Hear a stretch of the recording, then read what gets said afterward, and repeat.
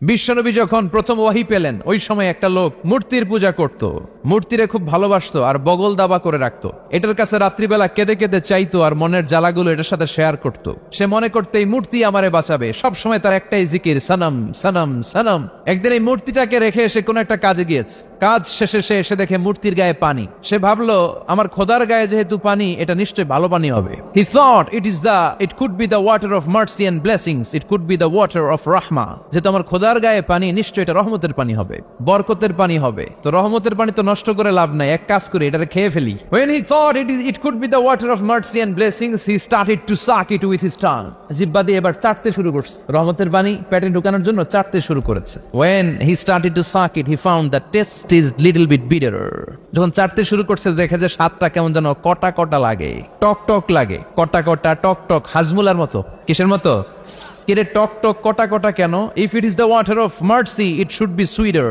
এটা যদি রহমতের পানি হয় এটা তো সুইট হওয়ার কথা, মিষ্টি হওয়ার কথা, কটা লাগে কেন? ঘটনা কি? নিশ্চয়ই কোনো ভেজাল আছে। এবার ভেজাল খুঁজতে বাইরেছে, ভেজাল বিরোধী আন্দোলন আছে না বাংলাদেশে? কিরে ভেজাল হইলো কোথায়? খুঁজে দেখে দুইটা খেকশিয়াল, ফাআলাবান, দুইটা খেকশিয়াল একটা ঠ্যাং উঁচু করে রাখছে, মাঝখান দিয়ে এখনো রহমতের পানি পড়তেছে। এবার তো ধরে ফেলছে, হায় হায়, মনে করছে রহমতের পানি, এখন দেখি কুত্তার মুত, এখন দেখি খেকশিয়ালের পেশাব, হায় হায় হায়। কারে এতদিন নম নম করলাম, নমস্ত নমস্ত গাইলাম, কার সামনে মাথা নোয়ালাম, কার সামনে এত চোখের পানি ফেললাম, এটা নিজেকেই নিজে খেকশিয়ালের পেশাব থেকে বাঁচাতে পারে না, ও আমারে বাঁচাবে কি? ঠিক কিনা? এবার মূর্তিটাকে, সানামটাকে ধরে মেরেছে আছাড়। ভাঙ্গা মূর্তি নিয়ে বিশ্বনবীর কাছে এসেছে, এসে বলে আব্দুল্লাহর বেটা মোহাম্মদ, এতদিন ধরে আমি বুঝি নাই মূর্তিটারে খোদা মনে করতাম, এইটারে ডাকতাম, এতদিন ভাবছি খোদা, এখন দেখি হুদা, এখন দেখি এটার কোনো পাওয়ার নাই, এটার কোনো ক্ষমতা নাই, আমি আর এই মূর্তির পূজা করতে চাই না, আপনি আমাকে শাহাদাতের বাণী পাঠ করিয়ে দেন। কালিমা পড়ে মুসলমান হয়ে গেছে, আলহামদুলিল্লাহ পড়েন। বিশ্বনবী মক্কা থেকে মদিনাতে যখন হিজরতে গেলেন, মদিনায় যাওয়ার আগে কোবাপল্লীতে কিছুদিন ছিলেন, সেখানে একটা মসজিদ বানালেন। ওই মসজিদের একজন ইমাম তিনি নিয়োগ করে মদিনাতে চলে আসলেন। মদিনাতে এসে কোথায় মসজিদে নববী বানাবেন জায়গা খুঁজতেছেন। বিশ্বনবী কিন্তু ভালো লোকেশন খুঁজতে জানতেন। বিশ্বনবী লোকেশন খুঁজে খুঁজে এমন একটা জায়গা নির্ধারণ করলেন যেটা ছিল মদিনার একেবারে মাঝখানে। সেখানে নিজ হাতে পাথর কেটে বিশ্বনবী মসজিদে নববী বানালেন। মসজিদে নববীতে তিনি ইমামতি করতে শুরু করলেন। আর ওই যে কোবাপল্লীতে যে মসজিদ বানিয়েছে, কোবা মসজিদের একজন ইমাম বানালেন বিশ্বনবী। ইমাম ছিলেন তো, মানে কি? নেতা। ইমাম মানে নেতা। তো ইমাম সাহেব জাহারি নামাজগুলো মাগরিব, এশা আর ফজরের প্রত্যেক রাকাতেই সূরা ফাতিহার পরেই সূরা ইখলাস পড়ে। কি পড়ে? প্রথম রাকাতেও ইখলাস, দ্বিতীয় রাকাতেও ইখলাস, এশার প্রথম রাকাতেও ইখলাস, দ্বিতীয় রাকাতেও ইখলাস, ফজরের প্রথম রাকাতেও ইখলাস, দ্বিতীয় রাকাতেও ইখলাস। আপনাদের এলাকার ইমাম সাহেব প্রত্যেক নামাজে খালি সূরা ইখলাস পড়ে। মাগরিবের নামাজও ইখলাস, এশার সময়ও ইখলাস, ফজরের সময়ও। কি করবেন? ইমাম রাখবেন? কি কইবেন? আজকে ইমামের একদিন কে আমার একদিন, পাইছেন কি? আর কোন সূরা পারেন না তো? ওই কোবাম পল্লীর যে মুসল্লিরা, এরাও ধরছে টাইট কইরা, কি ইমাম সাহেব ঘটনা কি? আপনার হইছেটা কি? সমস্যা কি? প্রতি রাকাতে সূরা ইখলাস কেন পড়েন? ইখলাস ছাড়া অন্য কোন সূরা কি আপনি পড়েন না? অন্য কোন সূরা আপনার জানা নাই? অন্য কোন সূরা আপনার মুখস্থ নাই? সাহাবী বলে, আমি যতদিন নামাজ পড়াবো ইখলাস দিয়েই পড়াবো, তোর পড়তে মন চাইলে পড়, নাইলে বাক। সুবহানাল্লাহ বলবেন না? কারণ এটা বাংলাদেশের সভাপতি সেক্রেটারির নিয়োগ দেয়া ইমাম না, এটা নিয়োগ দিয়েছে বিশ্বনবী। নিয়োগ ক্যান্সেল করলেও করবে বিশ্বনবী। চিল্লা এখন ঠিক কিনা? সব মুসল্লিরা বিশ্বনবীর কাছে যে হাজির, যে বললো ইয়া রাসূলুল্লাহ, এক ইমাম পাঠাইছেন, কুল হু আল্লাহ ছাড়া কিছু পারে না। প্রতি জাহারি কিরাতের প্রত্যেক রাকাতেই সূরাতুল ইখলাস। বিশ্বনবী ডেকে পাঠালেন, আসলে কি তুমি প্রতি রাকাতে ইখলাস পড়ো?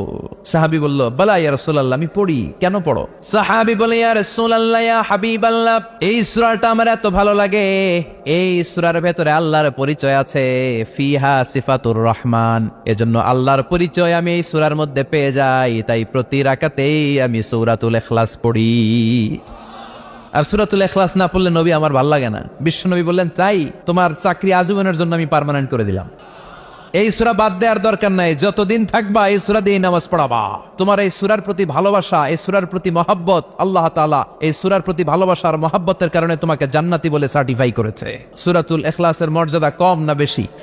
কম কম না বেশি বেশি? তাবুকের যুদ্ধে বিশ্বনবী গেলেন।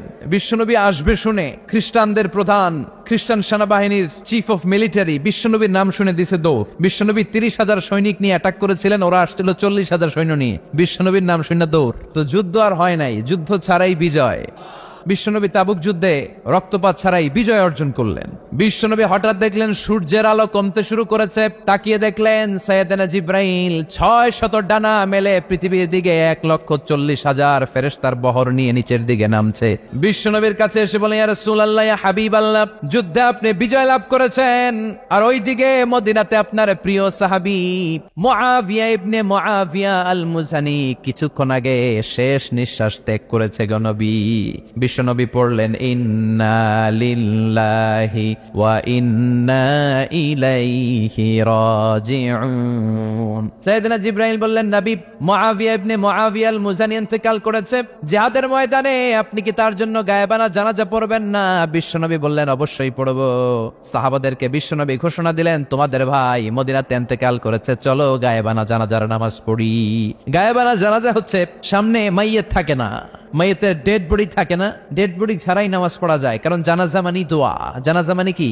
দোয়া। লাশ থাকলেও দোয়া করা যায়, লাশ না থাকলেও দোয়া করা যায়। প্রতিদিন মসজিদুল হারাম এবং মসজিদুন নববীতে দেখবেন জানাজার নামাজ হয়, প্রতিদিন জানাজার নামাজ হয়, গায়েবানা জানাজাও হয়, ঠিক কি না? তো বিশ্বনবী সাহাবাদেরকে নিয়ে গায়েবানা জানাজায় দাঁড়ালেন।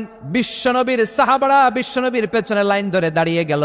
সাইয়েদনা জিব্রাইল 1,40,000 ফেরেশতা নিয়ে 2টা লাইন করলেন। প্রথম লাইনে 70,000, দ্বিতীয় লাইনেও 70,000। সুবহানাল্লাহ। বিশ্বনবী 4 তাকবীরে সালাত পড়লেন, আল্লাহু আকবার, আল্লাহু আকবার, আল্লাহু আকবার, আল্লাহু আকবার। জানাজার নামাজ শেষ। তাকিয়ে দেখে ফেরেশতাদের পিছনে 1,40,000 ফেরেশতা, সাহাবারা দাঁড়িয়ে আছে, তাদের পেছনে 1,40,000 ফেরেশতাও দাঁড়িয়ে আছে। বিশ্বনবী অবাক। সাইয়েদনা জিব্রাইলকে বললেন, ও ভাই জিব্রাইল, আমার কোন সাহাবার জানাজার নামাজে তো এত বড় ফেরেশতাদের বহর নিয়ে দুনিয়ায় নেমে আসো না, কেন তোমরা 1,40,000 ফেরেশতার বহর নিয়ে তার গায়েবানা জানাজায় শরীক হলা? কি এমন স্পেশাল আমল ছিল আমার সাহাবা মুআবিয়া ইবনে মুআবিয়া আল মুজানির, যার কারণে আল্লাহর দরবারে আরশের উপরে মুআবিয়ার এত মর্যাদা বেড়েছে?